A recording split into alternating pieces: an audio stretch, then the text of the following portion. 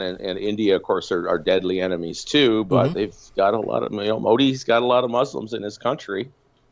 If a bunch of them start get taken out, they might start making trouble and demanding that he do something, which means he'll have to do something. So maybe it could be limited. Maybe China and Russia could firewall it off, right? But if someone really started trying to intervene in Iran, I could see Russia at least sending them assistance in large quantities. Yes. And I North mean, Korea. it's not something. And North Korea, obviously, yeah, and they just tested a hypersonic glide vehicle the other day. They did. America doesn't even have one in inventory yet. Like we're so far behind. We're practically lapped. It's brutal. We need to get our head together. These people are still playing the same old playbook of, okay, now we need a war, so poke somebody for 10 years until they finally snap, right? And And now Putin's been it's very blown up in his civil. face. He doesn't want this. He wants peace. I mean, the papers in the West are, of course, it's always Putin. It's not Russia. It's not Gerasimov or Shogu or whoever. It's Putin. Putin this, Putin that, right? He's been the monster since he kicked out the oligarchs in the early 2000s, That's correct. right? Can He's I been tell you declared. what my biggest fear Go ahead. of Putin is? Hmm. My biggest fear of Putin is if Putin, something happens to him, he gets taken out or assassinated or he steps down or something. Let's just say, if Yeah. something happened to Putin, my biggest worry is somebody might take his place that's going to cause up an incredible amount of problems. Yes. That's what I'm afraid of Putin. I am I'm too. not afraid of Putin Yeah. being there. I'm afraid if something happened to Putin and someone was to take his place, that somebody would be basically the domino that knocks that basically catastrophe links from, right?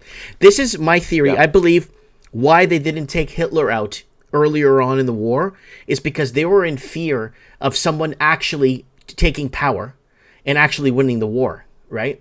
Or someone taking power and doing something drastic. So they kind of kept Yeah. Hitler in line right through the end, right? In a way. And that's why I believe they didn't Yes. take him out in the beginning of the war or earlier on. That's just me. What do I know? That's an interesting theory for sure. I mean, part of the reason past about 1943 that the Allies agreed on a policy of unconditional surrender. In other words, we're going to Berlin. We're not talking to you anymore. We're coming to get you. And why would they do that? Well, because Hitler was making enough mistakes Right. that he was basically destroying his country's chances of survival anyway. This is, I believe, part of the reason why Russia hasn't just taken out Zelensky in Ukraine, because he's doing such a good job of destroying the place. Right. Regardless of the horrendous body count, but what are you going to do about that? Why would they take him out? He's doing exactly what they would want. They want to remove Ukraine as a threat on their western frontier, and Zelensky is just the man to do it. He is absolutely driving that place into the ground, and he's getting to the point that even a lot of media in the West and leaders are trying to back away from him.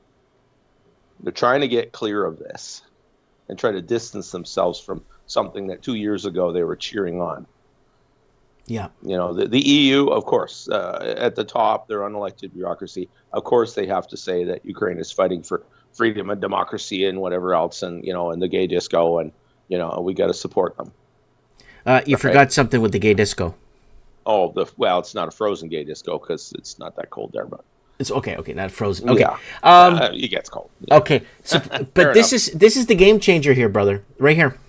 This is. I'm sorry. This is. I'm gonna overemphasize this a bit more because I'm really concerned. If NATO joins, this is. You know what I'm concerned the most about? I couldn't care less about the leaders. It's the people in the middle that are gonna suffer for this shit. This is what I'm worried about, Supreme. Mm-hmm. The souls on the ground that don't want any of this shit. So Yes. Well, no one's asking them, are they? yeah, that's the thing. Poll after poll, most of these leaders in Europe and certainly in North America, their approval ratings are in the toilet.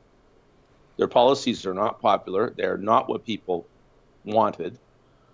They did not campaign for this stuff. They've gone rogue.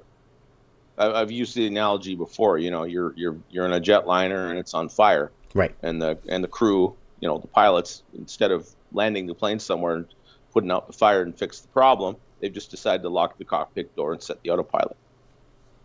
Now we're going where we're going to go, and just keep the plebs quiet for a while longer. Yeah, they're not listening. Yeah, this is